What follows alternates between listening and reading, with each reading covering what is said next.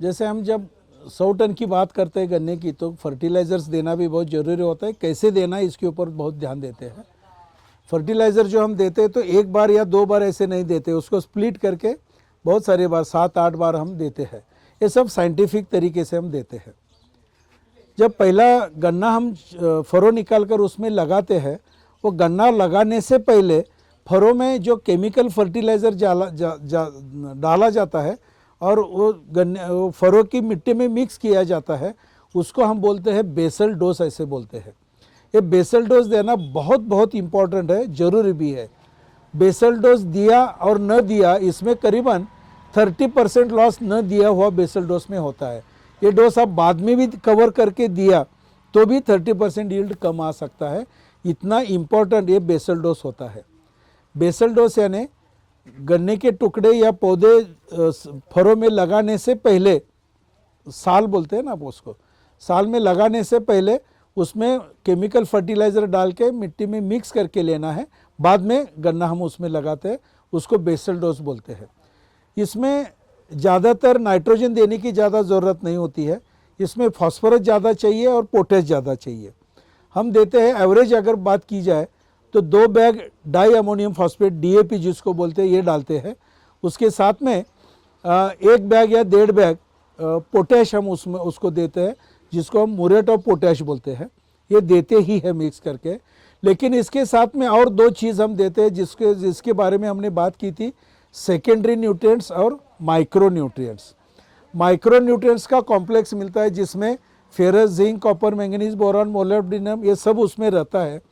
10 kilo की एक bag आती है। ये 15 kg 15 किलो इसमें डालना बहुत ज़रूरी है। और उसके साथ में 15 kg सल्फ़र देना बहुत ज़रूरी है। सल्फ़र से सॉइल की फर्टिलिटी भी बढ़ती है, सल्फ़र देना ज़रूरी है। और साथ में मैग्नीशियम सल्फेट 25 किलो 25 kg इसमें देना है। 2 बैग ऑफ DAP, 1 या 1.5 bag potash, micronutrient 15 kg, sulphur 15 kg और मैग्नीशियम सल्फेट 25 kg। ये सब मिक्स आप कर सकते हैं और साल में डालकर अपने फरों में डालकर मिट्टी में मिक्स करिए। बाद में सीड ट्रीटमेंट किया हुआ गन्ना उसमें लगाइए। ये हुआ पहला फर्टिगेशन का डोज हो गया। इसके बाद गन्ना जब हम लगाते हैं तो 20वें दिन 1 बैग यूरिया इसको देना है, तब उसको नाइट्रोजन की ज़रूरत पड़ती है। गन्ना लगाने के बाद 45वें डे 45 दिन में 2 बैग यूरिया इसको देना है। उस टाइम पे नाइट्रोजन की और ज़्यादा ज़रूरत होती है, उस टाइम पे 2 बैग देना है। 65th डे 65 दिवसले चौथा ये होता है फर्टिगेशन डोज होता है। इसमें 1 bag urea, 1 bag di ammonium phosphate और 1 बैग पोटैश, या 1 बैग यूरिया 24-24-0 2 बैग और 1 बैग पोटैश, ये तीनों मिक्स करना है। और जहाँ गन्ना अभी तब तक तो ऊंचाई पे आता है, 2 महीने का गन्ना बहुत अच्छा आता रहता है, उसके एक साइड में 6 इंच का डिस्टेंस रखकर एक छोटा सा गड्ढा निकालना है और उसमें ये खाद डालकर मिक्स करना है। ये जो फर्टिलाइज़र है रूट जोन में जाना चाहिए, नीचे जाना चाहिए। बहुत सारे लोग ऊपर से फर्टिलाइज़र डालते हैं और पानी देते हैं, या ऊपर से डालकर उसके ऊपर मिट्टी ढक देते हैं। ऐसा नहीं होना चाहिए। इस टाइम का फर्टिलाइज़र जहां हमने गन्ना का टुकड़ा लगाया है उसके नीचे जाना चाहिए, साइड में नीचे जाना चाहिए, यानी 2-3 इंच 4 इंच नीचे अपने को देना है। ये चौथा फर्टिलाइज़र डोज है।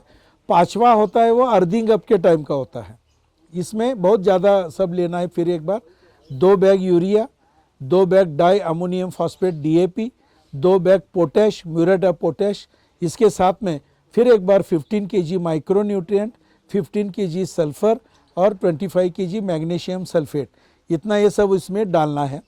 इसके साथ में इस बार भी और एक थोड़ा ऑर्गेनिक मैन्योर इसके साथ में देना बहुत ज़रूरी है। जो भी कंपोस्ट वाला बैग मिलता है वो बैग डालिए, 4-5 बैग या 10 बैग, या केक बोलते हैं हम, नीम का केक आता है, करंज का केक आता है, ये भी 2-4 बैग आप इसमें डाल सकते हैं। यानी ऑर्गेनिक मैन्योर इस टाइम भी थोड़ा बहुत देना बहुत ज़रूरी होता है। ये सब मिक्स करके हम देंगे और अर्थिंग अप पूरा करना है। एक्चुअली देखा जाए तो इसके बाद फर्टिगेशन करने की ज़रूरत नहीं, ऐसे बोलते हैं। लेकिन अगर आपको ज़्यादा यील्ड लेना है तो और थोड़ी बार इसको फर्टिगेशन करते रहना है, थोड़ा थोड़ा करते रहना होता है। इसमें एक बात चीज़ ध्यान में रखनी है, बहुत ही इम्पोर्टेंट है, बैक्टीरिया भी इसमें देने होते हैं। प्लांटेशन करने के बाद नेक्स्ट इरिगेशन में या 10-15 दिन का अंतर छोड़कर Azotobacter 1 litre, phosphorus solubilising bacteria 1 litre और पोटैश मोबिलाइजिंग बैक्टीरिया 1 लीटर, ये तीनों इसमें देना बहुत ज़रूरी है। अर्थिंग अप करने के बाद भी यही बैक्टीरिया, अर्थिंग अप के बाद जो नेक्स्ट इरिगेशन आता है उसके साथ में ये तीनों बैक्टीरिया देना बहुत ज़रूरी है, यानी कम से कम 2 बार बैक्टीरिया इसको देना है। अर्थिंग अप होने के बाद 20 दिन का अंतर छोड़कर कैल्शियम नाइट्रेट, कैल्शियम उसको देना बहुत ज़रूरी है। गन्ने का एज 90 डेज से लेकर 150 डेज तक कैल्शियम की मात्रा उसको बहुत ज़्यादा लगती है, बहुत ज़्यादा चाहिए उसको। तो अर्थिंग अप के बाद 20 दिन में 10 से 15 किलो कैल्शियम नाइट्रेट और उसके साथ में 1 किलो बोरॉन, इतना मिक्स करके ड्रिप हो तो ड्रिप में से दीजिए, फ्लड से देना है तो 200 लीटर पानी में मिक्स करके एक बैरल में तैयार कीजिए और पानी के साथ छोड़ दीजिए, या ड्रेंचिंग करना सबसे आसान है। जो स्प्रे पंप रहता है उसमें ये भरना है और उसका आगे का नोज़ल निकाल कर छोड़ते जाना है, ड्रेंचिंग बोलते हैं उसको। इस तरीके से उसको कैल्शियम नाइट्रेट और बोरॉन इस टाइम पे देना है। अर्थिंग अप के बाद जब 1 महीना पूरा होता है तब जब इरिगेशन आएगा उसके साथ में 25 kg अमोनियम सल्फेट और 15 kg पोटैश, इतना ही उसको देना है। उसके बाद 3 महीने तक हर 1 महीने में 25 kg अमोनियम सल्फेट और 15 kg अपना पोटैश, ये हर 1 महीने में एक बार देते रहना है। फ्लड इरिगेशन है तो, अगर ड्रिप से देना है तो डिवाइड करके आप हर 1 महीने में इतना ख़त्म करना है, 25 kg अमोनियम सल्फेट और 15 kg पोटैश, इतना देते रहना है। ऐसे 3 महीने तक देते रहना है। इससे क्या होता है, यहाँ जब नाइट्रोजन उसको मिलता है अमोनियम सल्फेट से, तो नोड्स की लंबाई बढ़ती जाती है, पेड़ की लंबाई बहुत ज़्यादा बढ़ती है, और पोटैश साथ में तो उसका गर्थ भी बढ़ता है, मोटापा बढ़ता है, और साथ में रिकवरी भी बढ़ना शुरुआत होती है।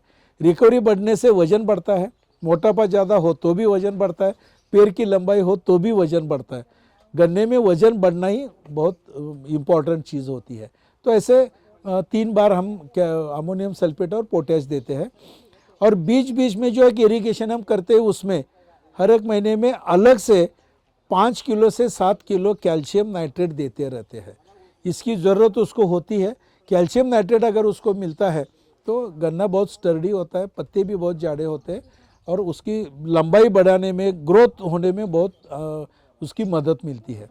कैल्शियम नाइट्रेट देते वक्त एक ध्यान रखना है, वो किसी के साथ मिक्स करके नहीं दे सकते, वो अलग से देना होता है, इतना ध्यान रखना है। ये पूरा हमारा फर्टिगेशन शेड्यूल होता है। आपने एक प्रश्न पूछा था कि सॉइल टेस्टिंग में क्या क्या पता चलता है, जैसे पीएच का पता चलता है, ऑर्गेनिक कार्बन का पता चलता है, उसके साथ में ईसी यानी इलेक्ट्रिक कंडक्टिविटी का पता चलता है। इससे सॉइल का स्ट्रक्चर ध्यान में आता है। साथ में एनपीके के भी वैल्यूज़ उसमें मिलते हैं, ज़मीन में फॉस्फोरस कितना बैलेंस है, पोटैश कितना अवेलेबल है, ये भी पता चलता है। और साथ में अगर हमने किया तो माइक्रो न्यूट्रिएंट का भी पता चलता है कि कौन कौन से माइक्रो न्यूट्रिएंट्स कितनी मात्रा में ज़मीन में है। उसमें जो भी कम है वो अगर पहले से चला तो हम उसकी मात्रा ऐड कर हम दे सकते हैं। इसके लिए सॉइल टेस्टिंग बहुत ज़रूरी है। गन्ने को ये 13 न्यूट्रिएंट ज़मीन में से मिलने ही चाहिए, वो उसके हिसाब से जो कम पड़ रहे हैं वो बाहर से हम ऐड करके उसको सप्लाई करते हैं। ऐसे ये टोटल पूरा फर्टिगेशन शेड्यूल रहता है। सॉइल टेस्टिंग के हिसाब से इसमें थोड़ा सा कम ज़्यादा हम कर सकते हैं, लेकिन ये मैंने एक टोटल एवरेज आपको बोल दी। Sir okay. ಆಮೇಲೆ ಅದೇ ನಿಮ್ಮದಾದರೆ ಮಹಾರಾಷ್ಟ್ರದಲ್ಲಿ ಒಂದು 29,000 ಗ್ರೂಪ್ ಮಾಡ್ಕೊಂಡಿದ್ದೀರಾ. ಈಗ ಪೆಸ್ಟಿಸೈಡು ನಿಮಗೆ ನಾನು ನೋಡ್ತಾ ಇದ್ದೆ ನಿಮ್ಮ ಟೀಮಲ್ಲಿ ಏನೋ ಒಂದು, ಈಗ ಎಲೆ ರೋಗ ಬಂದಿದ್ರೆ ಒಂದು ಹಾಕಿರ್ತಾರೆ, ಇನ್ಸೆಕ್ಟ್ ಬಂದಿದ್ರು ಒಂದು ಏನು ಮಾಡೋದು ಅಂತ, ಫಂಗಿಸೈಡು ಇನ್ಸೆಕ್ಟಿಸೈಡ್ ಏನೋ ಮೇನ್ ಕಾಮನ್ ಬಂದರೆ ಅದು ಏನು ಮಾಡೋದು ಅಂತ ನಿಮಗೆ ವಾಟ್ಸಪ್ಪಲ್ಲಿ ಕಳಿಸ್ತಾ ಇದ್ರೆ, ನೀವು ಆನ್ಸರ್ ಕಳಿಸ್ತಾ ಇದ್ರೆ ಅದು ಯಾವ ಥರ ಏನೇನೆಲ್ಲ ಕಾಯಿಲೆಗಳು ಬರ್ಬೋದು ಪೆಸ್ಟಿಸೈಡು ಫಂಗಿಸೈಡಲ್ಲಿ ಏನೇನೆಲ್ಲ ಬರುತ್ತೆ ನಾರ್ಮಲಾಗಿ? ಯಾಕೆಂದರೆ ಈ ಕರ್ನಾಟಕದ ಕಡೆ ಈ ಕಡೆ ತೊಗೊಂಡ್ರೆ ಮೈಸೂರು ಕಡೆ ಒಂದು ಡಿಫ್ರೆಂಟಾಗಿ ಬರುತ್ತಾ, ಬಾಂಬೆ ಕಡೆ ಬರುತ್ತಾ, ಕಾಮನ್ ಆಗಿ ಏನೇನು ಕಾಮನ್ ಆಗಿದೆಯಾ ಅದು ಕಬ್ಬಲ್ಲಿ? This is very most important. ಯಾಕಂದ್ರೆ ಜನಗಳಿಗೆ ಏನೋ ಒಂದು ಕಾಯಿಲೆ ಬರುತ್ತೆ, ಏನು ಹೊಡೆಯೋದು ಅಂತ ಗೊತ್ತಿರಲ್ಲ. ಅಂಗಡಿ ಬಂದು ಯಾರು ಅನ್ಎಜುಕೇಟೆಡ್, ಅವ್ನು ಏನಿರಲ್ಲ, ಊರಲ್ಲಿ ಬಂಡವಾಳ ಇರುತ್ತೆ, ಸುಮ್ಮನೆ ಇಟ್ಕೊಂಡಿರ್ತಾನೆ, ಅಲ್ಲಿ ಯಾವುದೋ ಒಂದು ಪೆಸ್ಟಿಸೈಡ್ ಕಂಪ್ನಿ ಬರ್ತಾನೆ, ಇದು ಹೊಡೆ ಅಂತ ಹೇಳಿರ್ತಾನೆ. ಅವನೇನು ಮಾಡ್ತಾನೆ, ಲಾಭ ಯಾವುದಿರುತ್ತೆ ಅವನಿಗೆ அதை ತಗೊಂಡೋಗಿ ಮೂವ್ ಮಾಡ್ತಾ ಹೋಗ್ತಾನೆ. This is very important to pesticide. ಅದ್ರ ಬಗ್ಗೆ स्प्रे जब हम करते हैं तो उसमें 4 या 5 बार हम स्प्रे करते हैं। ये सब आपने जो प्रश्न पूछे उसके हिसाब से ये सब चलता है। गन्ना हम जब लगाते हैं, बोते हैं, वो जर्मिनेट होता है, 1.5 महीने जैसे कंप्लीट होने को आता है तो उसमें अर्ली शूट बोरर आता है, गन्ना मरना शुरुआत हो जाता है। तब ये अर्ली शूट बोरर न आए इसके लिए हम उस टाइम पे एक स्प्रे करते हैं। करीबन 60-70 लीटर पानी लगता है, उससे ज़्यादा नहीं लगता है पानी। 15 लीटर का स्प्रे पंप रहता है, 4 या 5 पंप में ये स्प्रे पूरा हो जाता है, क्योंकि गन्ना छोटा रहता है। उसमें एक सिंपल सा केमिकल यूज़ करना है, उसका नाम है क्लोरोपाइरीफॉस। पर लीटर ऑफ वाटर 2 ml लेना होता है। एक पंप जो रहता है 15 लीटर का स्प्रे पंप, उसमें 30 ml क्लोरोपाइरीफॉस डालना है। और इसका भी हमने अच्छी तरीके से स्प्रे किया तो ये अर्ली शूट बोरर के ऊपर कंट्रोल आ सकता है। अभी एक बार ये स्प्रे करना ही है तो इसमें और क्या क्या मिक्स कर सकते हैं जो फ़ायदेमंद होता है, इसके ऊपर अगर हम ध्यान देते रहे तो देखिए इसमें हम एक फंजीसाइड भी मिक्स कर सकते हैं। जैसे बाविस्टिन जैसे आता है, पर लीटर ऑफ वाटर के लिए 2 ग्राम बाविस्टिन लेते हैं, यानी एक पंप में उसका 30 ग्राम हम बाविस्टिन उसमें डाल सकते हैं। ये दोनों इकट्ठा स्प्रे कर सकते हैं। वो दोनों मिक्स करके अगर हमने स्प्रे किया तो जो अर्ली शूट बोरर आया है उसके ऊपर भी कंट्रोल होता ही है। और जो नहीं दिखता है, बार बार गन्ने के ऊपर फंगस का अटैक होता रहता है, वो एंटी फंगस हमने बाविस्टिन उसमें डाल कर दिया तो फंगस में भी कंट्रोल आता रहता है। ये 2 तो स्प्रे करने बहुत ज़रूरी होते हैं। ऐसे हम 20-20 दिन के अंतर से अलग अलग कीटनाशक और फंजीसाइड लेकर स्प्रे करते हैं। जो ज़्यादा कॉन्सेंट्रेट वाले नहीं रहते, सिंपल से रहते, वही स्प्रे करना है। अभी ये जब हम स्प्रे करते हैं तो इसमें और क्या क्या हम मिक्स कर सकते हैं। हर एक टाइम पे एक देने के लिए दूसरा और स्प्रे करिए, बाविस्टिन के लिए एक अलग सा स्प्रे, क्लोरोपाइरीफॉस के लिए अलग सा स्प्रे, ऐसे नहीं करते हैं। एक ही बार इसमें और क्या क्या मिक्स कर सकते हैं हम देखते हैं। इसमें हम NPK मिक्स करके दे सकते हैं। ज़मीन में हम NPK न्यूट्रिएंट्स दे रहे हैं, लेकिन पत्ते के ऊपर अगर हमने स्प्रे किया NPK का तो वो उसका एब्सॉर्प्शन जल्दी होता है और उसका यूज़ भी बहुत ज़्यादा जल्दी होता है, तो गन्ना जोर से बढ़ना शुरुआत होता है। तो पहले स्प्रे में हम एक स्प्रे पंप के लिए 150 ग्राम 150 ग्राम 19-19-19 बोलते हैं उसको, 19-19-19 ऑल बोलते हैं। ये पर पंप के लिए 150 ग्राम हम उसमें मिक्स करते हैं और स्प्रे करते हैं। यानी कीटनाशक की दवाई हो गई, फंगस की दवाई हो गई, और साथ में NPK न्यूट्रिएंट्स उसको मिल गए तो गन्ना भी जोर से बढ़ता है और उसके ऊपर ये फंगस का और इसका अटैक भी कंट्रोल में आता है। इसमें और क्या मिक्स कर सकते हैं, माइक्रो न्यूट्रिएंट भी इसमें हम मिक्स कर सकते हैं। माइक्रो न्यूट्रिएंट्स मिलते हैं मार्केट में, चिलेटेड वाले माइक्रो न्यूट्रिएंट मिलते हैं जो इसमें मिक्स करने वाले होते हैं। 10-20 ग्राम या 10-20 ml एक पंप में डालेंगे इसके साथ में ही, तो वो भी इसमें चल सकता है, क्योंकि उसको और न्यूट्रिएंट ज़्यादा मिलते हो तो गन्ना और जोर से बढ़ना शुरुआत हो जाता है। ऐसे 4 स्प्रे हम अलग अलग टाइप पे करते हैं। डॉक्टर बालकृष्ण जमदग्नि सर है, जो महात्मा फुले कृषि विद्यापीठ से रिटायर हुए साइंटिस्ट है। उनका PhD जो है वो हार्मोन्स में उन्होंने काम किया, PGR में उन्होंने काम किया था, ग्रोथ प्रमोटर्स में। तो ग्रेप फार्मिंग में जो हार्मोन्स यूज़ किए जाते हैं जिससे ग्रेप की लंबाई बढ़ती है, उसका मोटापा बढ़ता है, शुगर परसेंटेज ठीक रहता है और एवरेज बहुत ज़्यादा गन्ने ग्रेप में मिलता है, उसके लिए जो हार्मोन्स यूज़ किए जाते हैं जिसको हम जिब्रेलिक एसिड या साइटोकाइनिन ग्रुप या ऑक्सिन्स बोलते हैं, इसका इस्तेमाल जैसे ग्रेप में होता है वैसे अगर हमने गन्ने में किया तो इसका क्या इफ़ेक्ट होगा, इसके ऊपर उन्होंने काम किया और एक उन्होंने फार्मूला बना कर दिया। 50 ppm से 50 ppm 50 ppm से जिब्रेलिक एसिड 6BA और ऑक्सिन्स, इसका अगर स्प्रे हमने इसमें किया तो गन्ने के पत्ते जो होते हैं, ल्यूज होते हैं, उसकी विड्थ बहुत ज़्यादा बढ़ती है, उसकी लंबाई बहुत ज़्यादा बढ़ती है। इसी कारण से सनलाइट ज़्यादा वो खींच कर लेता है और फोटोसिंथेसिस ज़्यादा होता है। फोटोसिंथेसिस ज़्यादा होगा तो नेचुरली उसका खाद भी ज़्यादा तैयार होता है और जितना खाद ज़्यादा होगा उतना गन्ने का वज़न बढ़ता है। तो ये स्प्रे जो हम अभी कर रहे हैं, जो 4 स्प्रे मैं बोल रहा हूँ, इसी स्प्रे में, इसी पंप में अगर हमने एकड़ के लिए 4 ग्राम जिब्रेलिक एसिड और 4 ग्राम 6BA इसका इंक्लूड इसमें किया तो ये इसमें मिक्स भी होते हैं और गन्ने के ऊपर इसका असर बहुत ज़्यादा होता है। ऐसे हम 4 स्प्रे ऐसे करते रहते हैं। इसमें कीटक जो आते रहते हैं, अटैक जो बार बार होता है उसमें कंट्रोल रहता है, फंगस का अटैक होता है उसमें भी कंट्रोल रहता है, न्यूट्रिएंट्स मिलते हैं तो गन्ने की बढ़ोतरी जोर से होती है और हार्मोन्स उसको मिलते हैं तो उसकी में भी उसकी बढ़ोतरी बहुत ज़्यादा होती है। 100 टन्स के लिए जाने के लिए, 100 टन्स के आगे जाने के लिए उसका हमको बहुत ही ज़्यादा यूज़ होता है।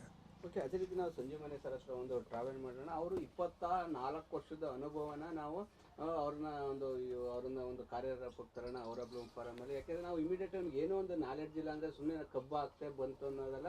ಈ ಥರ ಇವ್ರ ಹತ್ರ ಏನು ಪ್ರಾಪರ್ ನಾಲೆಡ್ಜ್ ಇದೆ ಬಂದು ತೊಗೊಂಡು ನಾವು ಅದೇ ರೀತಿ ಮುಂದಿನ ದಿನಗಳಲ್ಲಿ ಅವರ ಬ್ಲೂಮ್ ಫಾರಮಲ್ಲಿ ಏನೇನು ಡೇ ಒನ್ನಿಂದ ಆ್ಯಕ್ಟಿವಿಟೀಸ್ ನಡೆಯುತ್ತೆ 365 ಡೇಸ್ ಮಾರ್ಗದರ್ಶನಗಳನ್ನು ಮಾಡ್ತಾ ಇದ್ವಿ.